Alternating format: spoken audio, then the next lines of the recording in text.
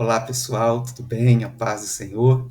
Estamos aqui em mais um encontro semanal e hoje em um tom de despedida, porque estamos aí na última aula da disciplina Panorama das Cartas Gerais, onde fizemos um percurso, né, interessante ao longo desses nossos encontros, onde trabalhamos no primeiro encontro questões introdutórias relacionadas ao contexto histórico, cultural e literário das cartas do Novo Testamento.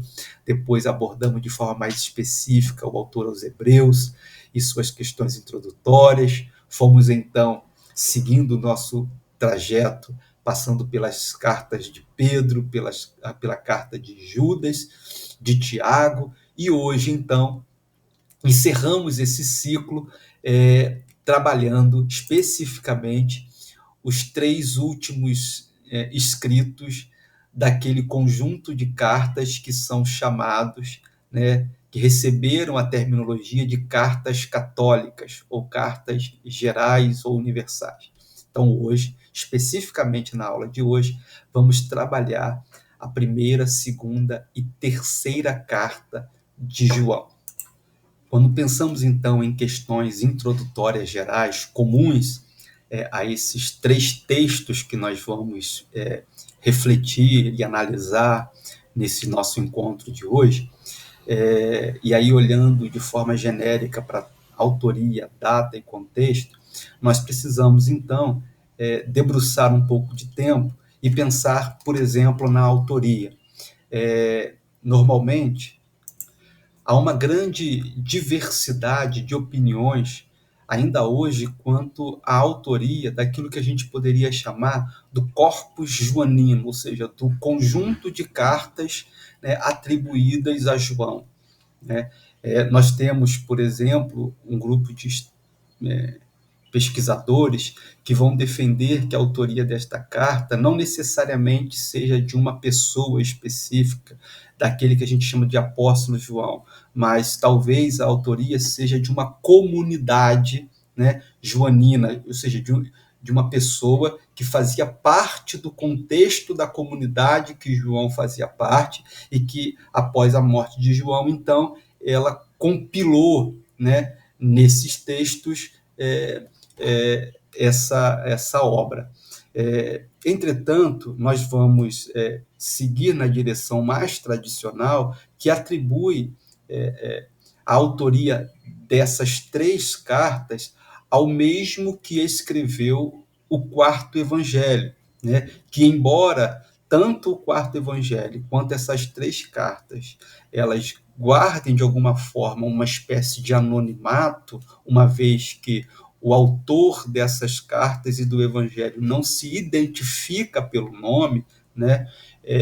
Mas, como nós temos visto, a tradição da igreja, né, e um conjunto de estudiosos também, eles atribuem que esta carta, junto com o evangelho, tenha sido fruto da obra do discípulo e apóstolo amado João, o filho de Zebedeu, tá? Então, nós seguiremos nessa direção, e quando a gente pensa, então, em uma possível datação dessa obra, partindo desse pressuposto que foi João, né, que a escreveu, nós estamos falando, então, provavelmente, de algum lugar do final do primeiro século, que vai entre 85 e 95 depois de Cristo, possivelmente da cidade de Éfeso ou dos seus arredores ali na Ásia Menor, tá? Lugar onde João exercia o seu ministério, né, de aconselhamento, de pastoreio daquelas comunidades. Bom, o contexto que essas cartas está inserido é um contexto de crise, é um contexto onde as comunidades daquela região estavam enfrentando, de alguma maneira, algumas divisões internas causadas pelos falsos mestres e suas falsas heresias, né? Suas falsas doutrinas. Então, é nesse contexto, ou para esse contexto, né, em um contexto de divisão, em um contexto de heresia, num contexto de falso ensino, num contexto de, eu diria, uma espécie de perseguição interna, né, onde a igreja está sendo fragmentada com a presença de falsos mestres que são oriundos da própria comunidade, né, como nós vamos ver, que João, então, se sente encorajado, né, a escrever esse texto e a direcionar estas obras para essas igrejas que estão, de alguma forma, ligadas a ele e ao seu pastoreio. Então, agora vamos olhar de forma mais específica para o primeiro, ou para a primeira carta de João. E aí, pensando em questões introdutórias, especificamente como os destinatários, a gente precisa pensar que esta primeira carta, ela não foi endereçada a uma única igreja, né? Ou a uma única pessoa, como, por exemplo, era costume, né? A gente, de certa forma, natural a gente enxergar isso nas cartas paulinas, por exemplo, quando Paulo escreve a igreja que está em Roma, ou a igreja que está em Tessalônica, ou a Timóteo, ou a Tito. Não, esta carta, ela também não é endereçada, embora João esteja escrevendo a comunidades que estão ali em Éfeso ou na região da Ásia Menor, ela não foi endereçada especificamente à igreja que estava em Éfeso, né? Ou à igreja que estava em Tiatira ou em Pérgamo, ou a igreja da Ásia Menor. Não, essa carta, ela recebe, né, uma dimensão mais abrangente. Na verdade, João está escrevendo para todas as igrejas que possivelmente fazem parte, né, do complexo da Ásia Menor, né? Então, João agora ele está escrevendo para uma comunidade cristã que, de certa forma, era conhecida por ele. Não é à toa que, embora o texto de João não tenha de forma clara a identificação dos seus destinatários a partir de uma localidade geográfica, ou até mesmo por uma identificação teológica, né, como Segunda de Pedro faz, como Judas faz, mas nós vemos perfeitamente que estas comunidades, ou essa comunidade para a qual João está escrevendo, é uma comunidade que tem laços de amizade, de respeito e de comunhão com João, de maneira que ele, em muitas ocasiões nesse texto, ele identifica os seus destinatários, né, como filhinhos, como amados, né? Então, percebe-se a partir dessas palavras o vínculo afetivo que o apóstolo tem com esses seus destinatários. Fica claro também que os falsos profetas aos quais João está combatendo, respectivamente, as suas heresias, eles são pessoas que, de alguma forma, eram oriundas do universo da igreja local. Uma vez que ele, no capítulo 2, no versículo 19, ele vai dizer que esses falsos ensinadores, eles saíram do nosso meio, ou seja, eles saíram do meio daquela comunidade, né? Nesse sentido, nós seguimos agora em direção do propósito desta carta. Quando nós lemos a carta, fica de certa forma evidente que o apóstolo tinha pelo menos dois propósitos ao escrevê-la. O primeiro propósito era um propósito apologético, né? Ele queria combater e expor os erros doutrinários dos falsos mestres. E aí, então, esses falsos mestres estavam, de certa forma, disseminando no ambiente interno da igreja as suas heresias que eram, na visão de João, perniciosas à saúde da igreja. Então, João, ele agora, por exemplo, no capítulo 2, no versículo 26, ele vai dizer assim para a igreja: isto que vos acabo de escrever é acerca dos que vos procuram enganar. Então, João está decidido a escrever essa carta para defender a fé e fortalecer as igrejas contra os falsos mestres e suas heresias. Então, esses falsos mestres haviam caído ou saído de dentro da comunidade e estavam, de alguma forma, conseguindo algum tipo de êxito, né, e influenciar aqueles irmãos nos seus falsos ensinos. Então, por isso, João, então, escreve essa carta a fim de combater e expor os erros desses falsos mestres. O segundo propósito pelo qual João escreve eu diria também mais pastoral, né, que era confirmar os verdadeiros seguidores de Jesus no ensino dos apóstolos. Então, aqui, necessariamente, João ele está escrevendo agora para fortalecer e encorajar os crentes a continuarem firmes naquilo que eles aprenderam, né? A não darem ouvidos aos falsos mestres e às suas falsas doutrinas, que, por mais que fossem sedutoras, elas levariam eles à morte, né, espiritual e à separação eterna. E aí, nesse caso, João, então, propõe três tipos eu vou chamar aqui de testes, né, para que aquela comunidade refletisse a partir daquilo que elas estavam recebendo dos falsos mestres e aquilo que João estava tentando reafirmar a eles. O primeiro é o que eu vou chamar aqui do teste doutrinário, que era exatamente a área onde João estava tentando mostrar ao seu público, aos seus destinatários, que Jesus ele é o Filho de Deus e que aqueles que creem em seu nome têm a vida eterna, como está lá no capítulo 5, versículo 13.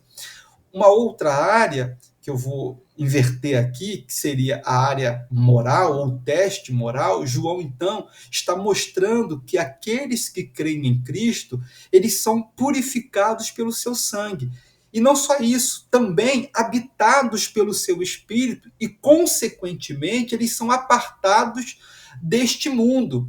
Não no sentido de extraídos do mundo, de retirados do mundo, mas no sentido de viverem uma vida de santidade, de entrega, de pureza, de devoção, né? De viverem de acordo com aquilo que estava sendo proposto, né, pelo Evangelho, pelas palavras, tanto de Jesus quanto dos apóstolos.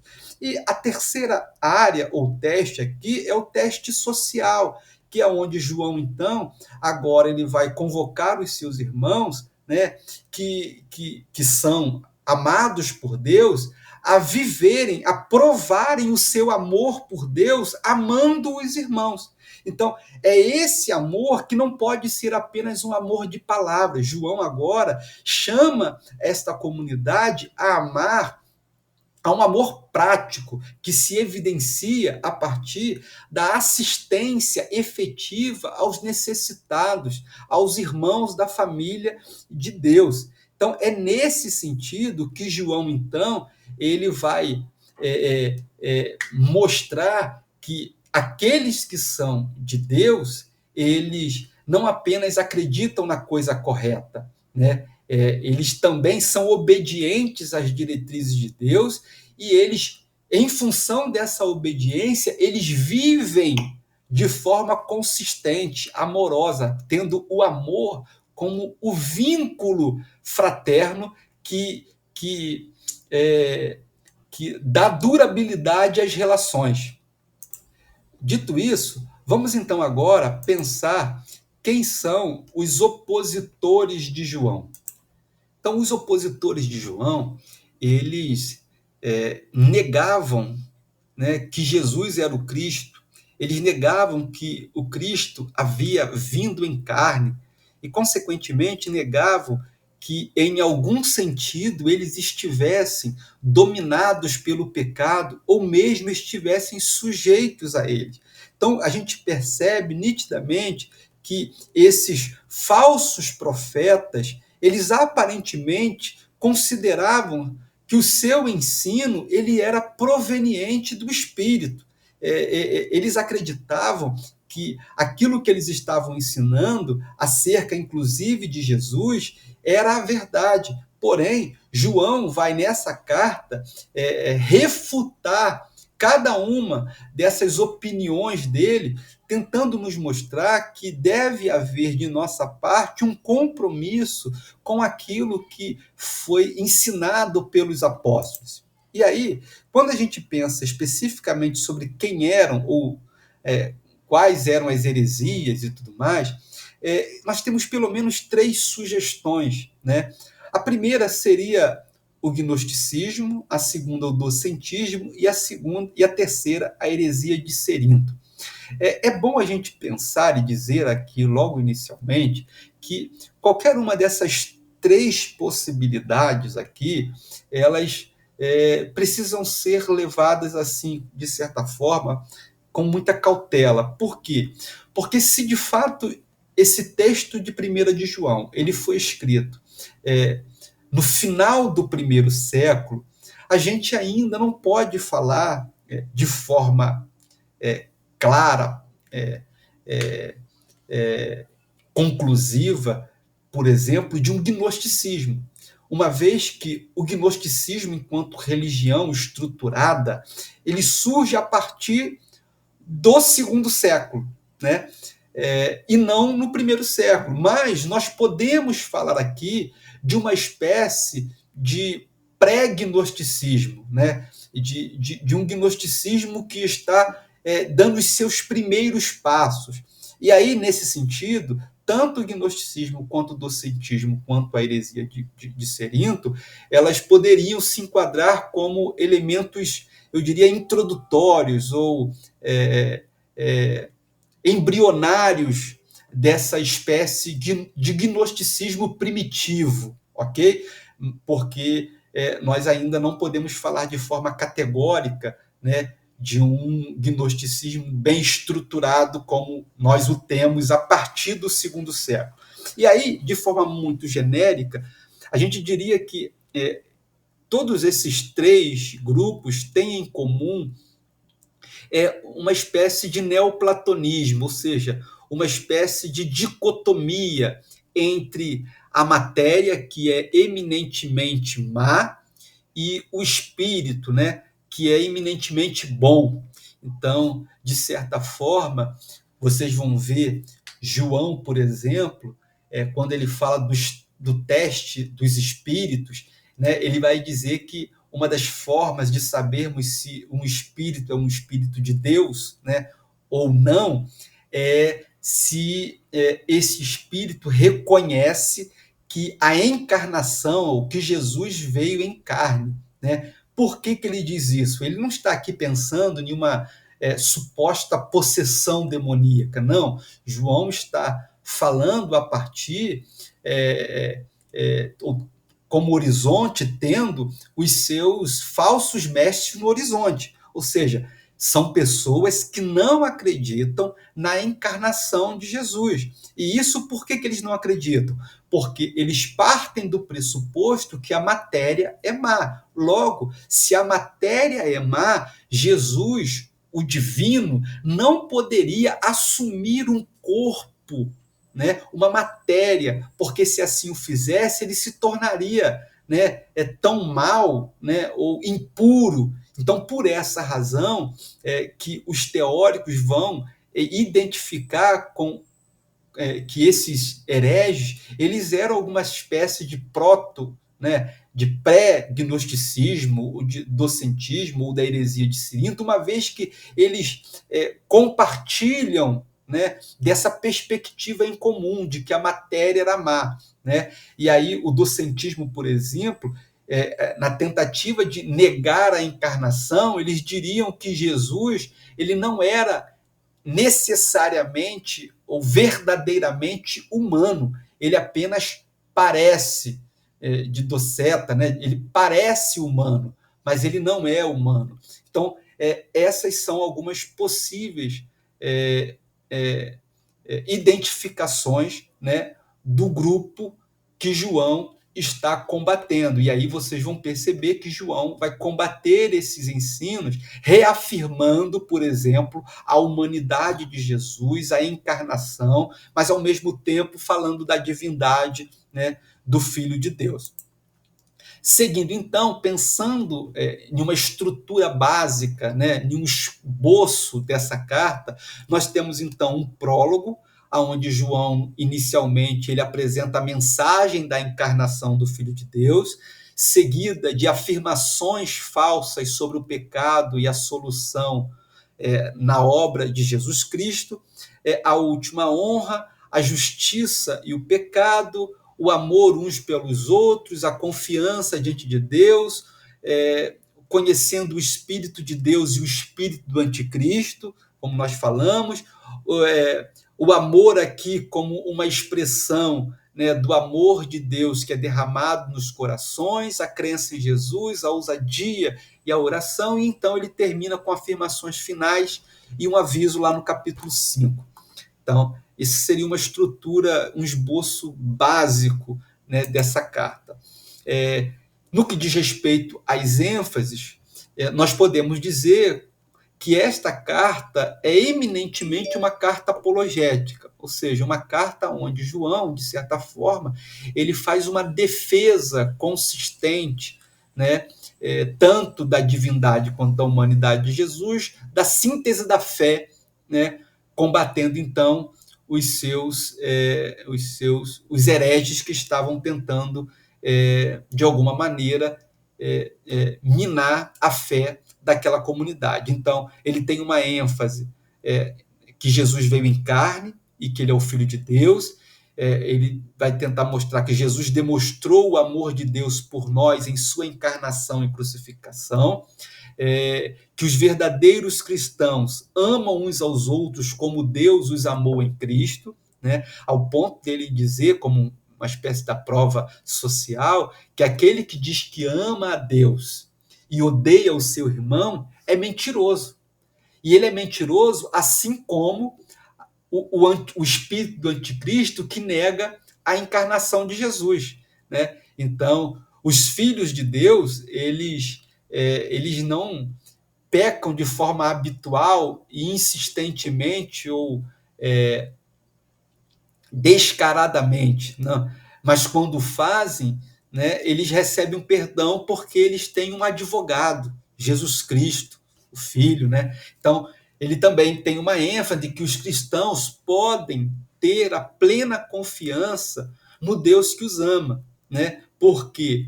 Porque, partindo do pressuposto que foi João que escreveu, o Evangelho de João, ele diz que ele escreveu o Evangelho para que as pessoas crescem, né, que Jesus ele era o Cristo. Já aqui, no capítulo 5, no versículo 13, ele vai escrever para aqueles que creram, e não só para isso, mas para eles permanecerem na fé que eles uma vez receberam.